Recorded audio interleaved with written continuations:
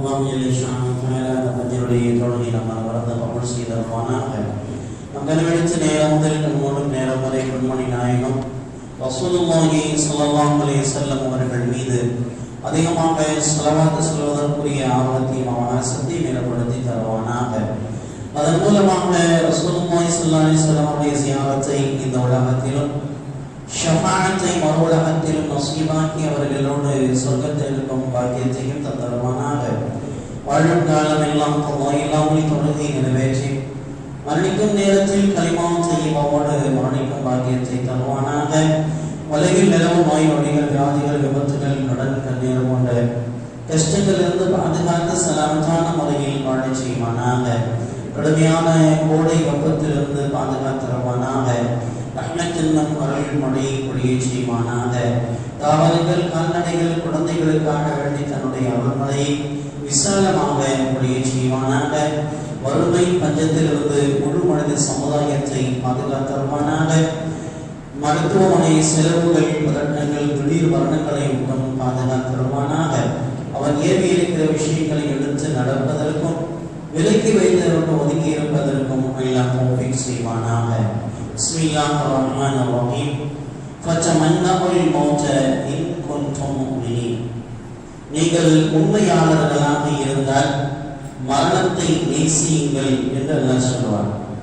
இறந்து போக ஆசைப்படுங்கள் என்ற இந்த வசனத்திற்கு முஃபஸ்ஸிரீன்களுடைய தலைவர் ரயீசுல் முஃபஸ்ஸிரீன் ஹஜ்ரத் இப்னு அப்பாஸ் ரலியல்லாஹு அன்ஹு அவர்கள் கூறுகிறார்கள், இறந்து போக ஆசைப்படுங்கள் என்றால் இறப்பை நீங்கள் அல்லாஹ்விடம் கேளுங்கள் என்று சொல்வார்கள்.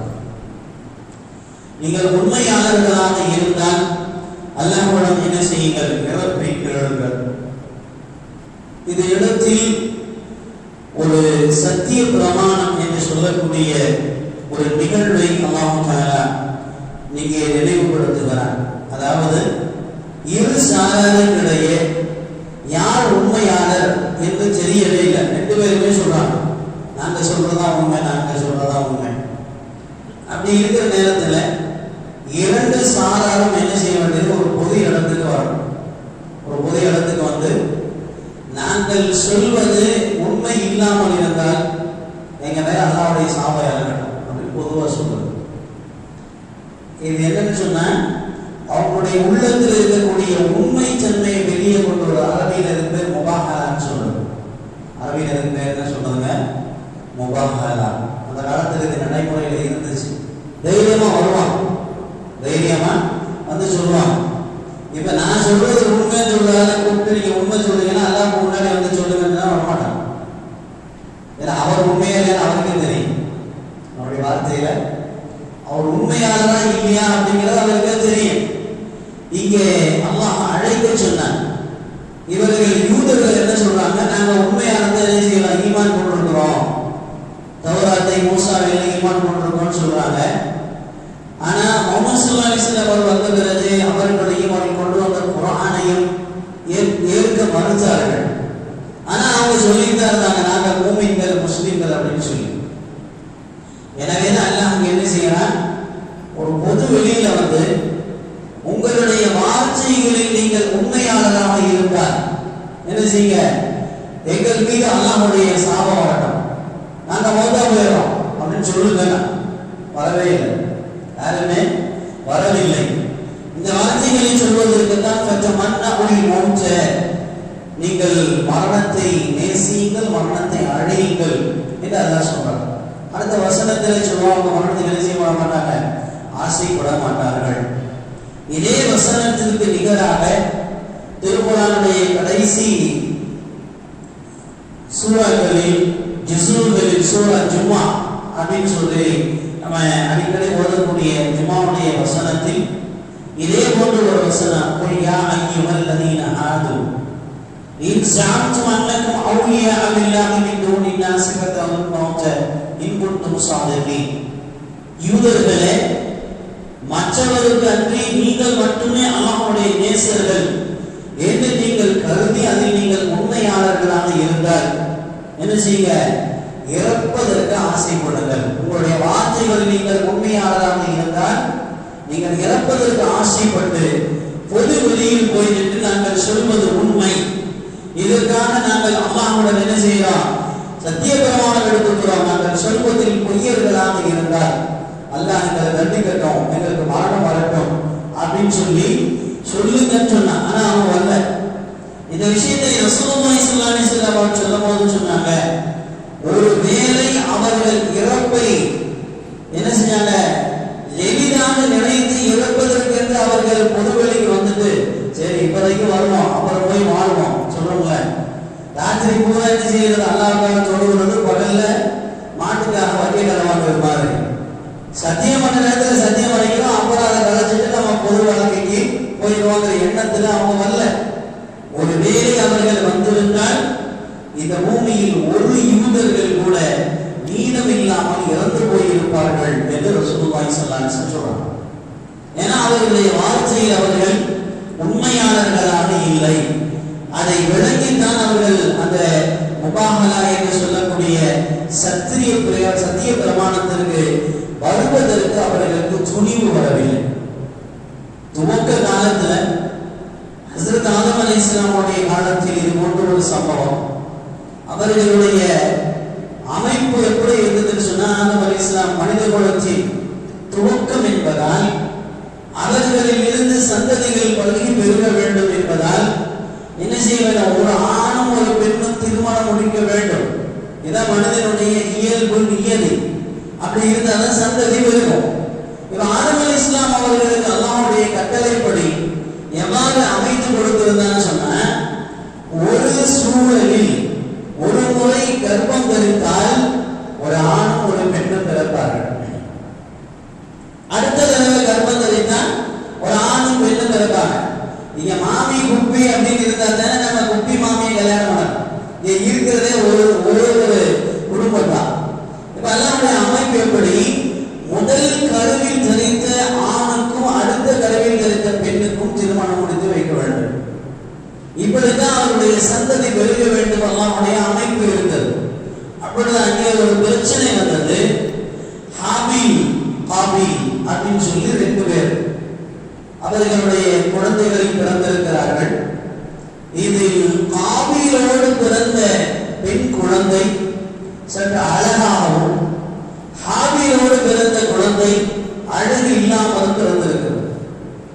இங்கே காபீல் மனிதனுடைய இயற்கை அழகு இல்லாதவட அழகை விரும்புவான், அழகு இல்லாதவட அழகை விரும்புவான். இன்னைக்கு பெண் பார்க்கக்கூடிய படலங்களில் ரசூலுல்லாஹி ஸல்லல்லாஹு அலைஹி வஸல்லம் அவர்கள் நீங்கள் எதை வைத்து பெண் பார்க்க வேண்டும் என்று தெளிவாக சொல்வார்கள். உங்களுடைய வம்ச வலியை வைத்து, செல்வ செழிப்பை வைத்து, நற்குணங்களை வைத்து, அழகை வைத்து, மார்க்கத்தை வைத்து, இவைகளையெல்லாம் வைத்து பெண் பார்க்கப்படுகிறது. ஆனா நீங்க எதை வச்சுதான் பார்க்கணும், தீன் இருக்கான்னு சொல்லிதான் பார்க்கணும். மற்றதெல்லாம் அப்புறம். இந்த பெண்ணிடத்திலேயோ மாப்பிள்ளையிடத்திலேயோ தீன் இருக்கிறதா என்று பார்க்க வேண்டும் என்றுதான் சொல்லி இருக்கிறார்கள். ஆனா ஃபர்ஸ்ட் இன்னைக்கு பார்க்கும் போதே எப்படின்னு சொன்னா பார்க்கிற மாதிரி இருந்தா பாருங்க. என் மாப்பிள்ளைக்கு, என் பையனுக்கு ஒரு பொண்ணு வேணும், நல்ல கலரா வேணும். ஒரு விஷயம் நம்ம யோசிப்போம், எல்லா நேரத்திலையுமே ஜவுளி கடைகள்ல ஆடைகள் வருகிறது. எல்லா நேரத்திலையுமே என்ன வருதுங்க, ஆடைகள், துணிமணி இருக்கு இல்லையா, எல்லா நேரத்திலையும் தான் வருது. சில நிறங்கள் மட்டும்தான் தேவை என்றால் சில நிறங்கள் ஆரம்பத்திலிருந்து இன்றைய வரைக்கும் விற்காமலேயே தங்கி இருக்கணும் இல்லையே. செவ்வானவங்க கருப்பு எடுக்கிறாங்க, கருப்பானவங்க சிவப்பு எடுக்கிறாங்க, அப்படித்தானே இருக்கு. டார்க்கை விரும்புறவங்களும் விரும்புறாங்க, லைட்டை விரும்புறவங்களும் விரும்புறாங்க. எல்லா கலரும் அங்கே விற்பனையாகிறது. எந்த நிறமும் தங்கி போவதில்லை. அல்லாஹ்வுடைய அமைப்பு. சிலருக்கு சில நிறங்களை அல்லாஹ் அமைத்திருக்கிறார். அப்படி இருக்கும்போது நாம நிறத்தை மட்டும்தான் ஃபர்ஸ்ட் பார்க்கிறோம்.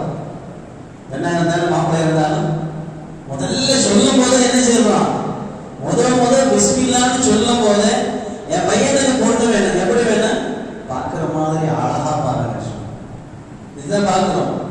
ரசூலுல்லாஹ் சொன்னாங்க தீனை பாருங்கன்னு சொல்லி. இந்த பிரச்சனை அன்னைக்கே வந்துச்சு.